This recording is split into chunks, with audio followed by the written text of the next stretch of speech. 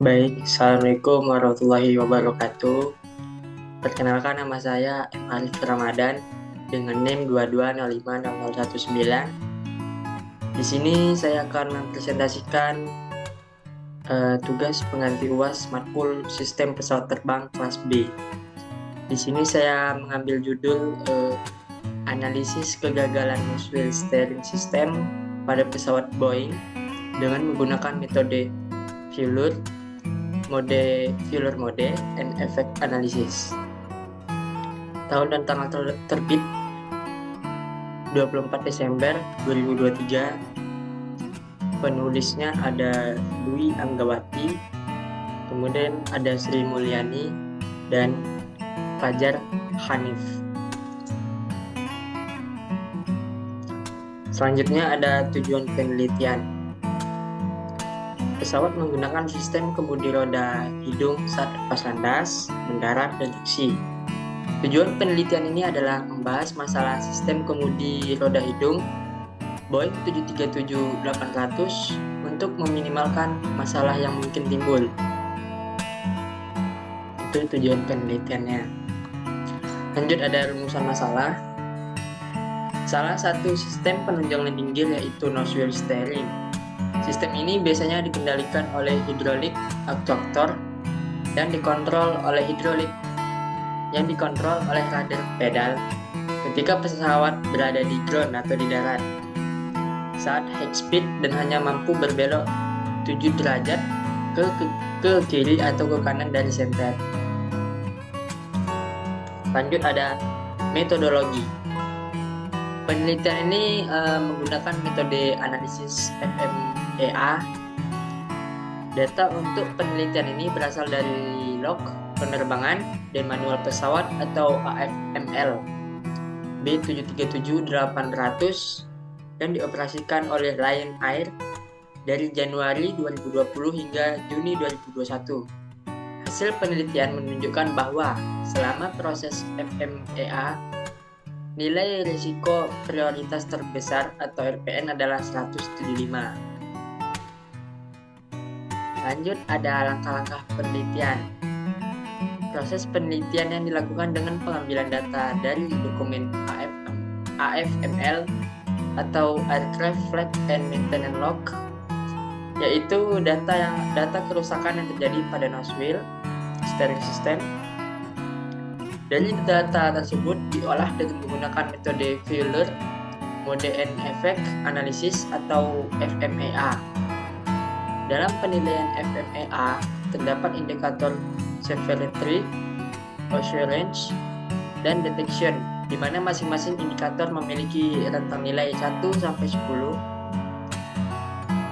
Untuk metode FMEA dapat dilihat pada gambar ini ya.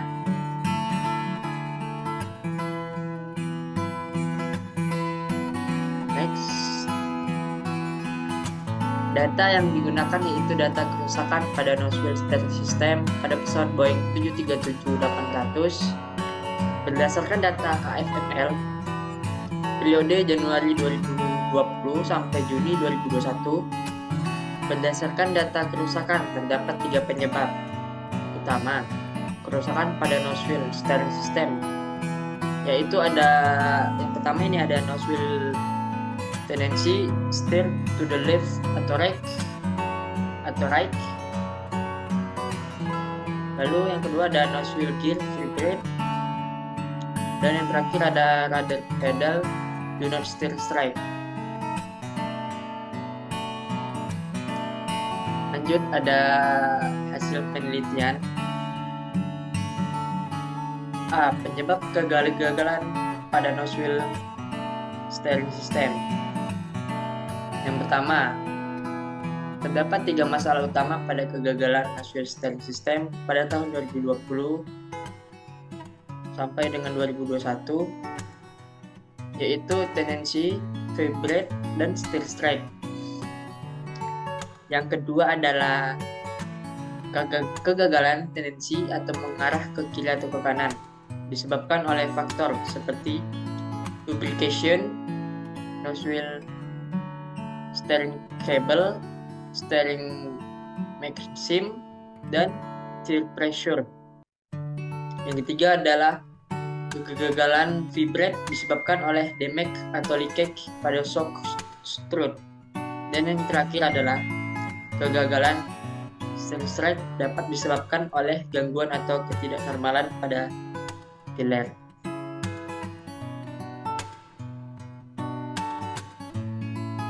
Lanjut di hasil penelitian yang B, fishbone analysis. Yang pertama ada berdasarkan analisis fishbone, masalah paling sering terjadi adalah nasual tendency, steer to the left atau right sebanyak 8 kasus.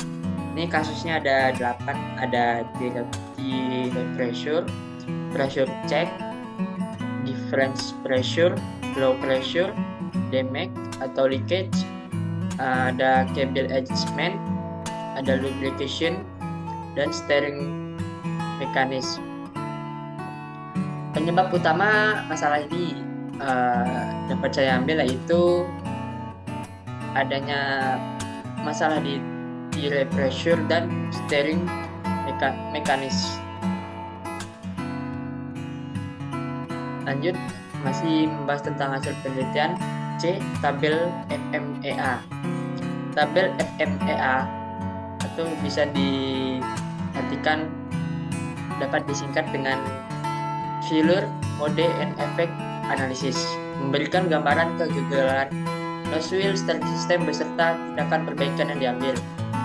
Lalu ada kasus steering cooler dan torque link, need lubrication, serta tire pressure memiliki RPM tertinggi masing-masing sebesar 175.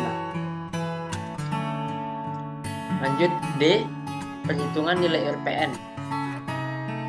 Yang pertama, dilakukan perhitungan nilai RPN atau singkatannya Risk Priority Number untuk beberapa kasus kegagalan. Lalu yang kedua ada kasus steering cooler dan torque link need lubrication memiliki RPN tertinggi sebesar 175. Kekuatan penelitian.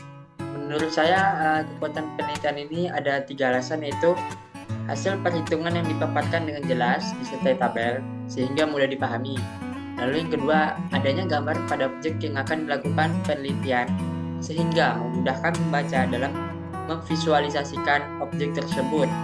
Dan yang terakhir ada penggunaan tata bahasa yang sesuai dengan ejaan yang disebutkan. Lanjut, ada juga kelemahan pada penelitian ini dan ada 3 alasan, yaitu pertama, tidak terdapat paparan secara jelas latar belakang penelitian. Lalu yang kedua, pembahasan metode yang digunakan kurang singkat, padat, dan jelas. Lalu yang terakhir, adanya bahasa yang kurang dimengerti. Kesimpulan yang dapat saya ambil, berdasarkan analisis FMEA atau Failure Mode and Effect Analysis, pada kegagalan nose-wheel steering system pesawat Boeing 737-800 pada Januari 2020 sampai dengan Juni 2021, maka dapat disimpulkan sebagai berikut. Yang pertama, kegagalan atau kerusakan yang terjadi pada nose-wheel steering system dapat disebabkan oleh lubrication, tire pressure, nose-wheel steering cable, dan juga terdapat leakage atau damage pada shock strut. Lalu yang kedua, penyebab kegagalan di atas dapat diatasi dengan melakukan perawatan pada nose-wheel steering system. Dan pada kasus yang memiliki nilai RPN tinggi yaitu 175, yaitu pada kasus steering cooler dan torque link need lubrication, dan pada kasus tire pressure dapat dilakukan visual inspection pada steering cooler dan torque link dan tire sebelum melakukan penerbangan sehingga tidak ada gangguan ketika pesawat digunakan. Sedangkan nilai RPN terendah yaitu 48. Pada kasus nose-wheel friction dapat dilakukan dengan melakukan pengecekan pada samping mekanis, kabel kontrol, sistem, steering actuator untuk melihat apakah ada kerusakan dari komponen tersebut. Saran dari penelitian ini, setelah dilakukan pemodelan dan analisis, maka muncul beberapa saran untuk penelitian selanjutnya. Ada 3, yaitu yang pertama melengkapi paparan secara jelas latar belakang penelitian. Yang kedua, memperjelas pembahasan metode yang digunakan, singkat, padat, dan jelas.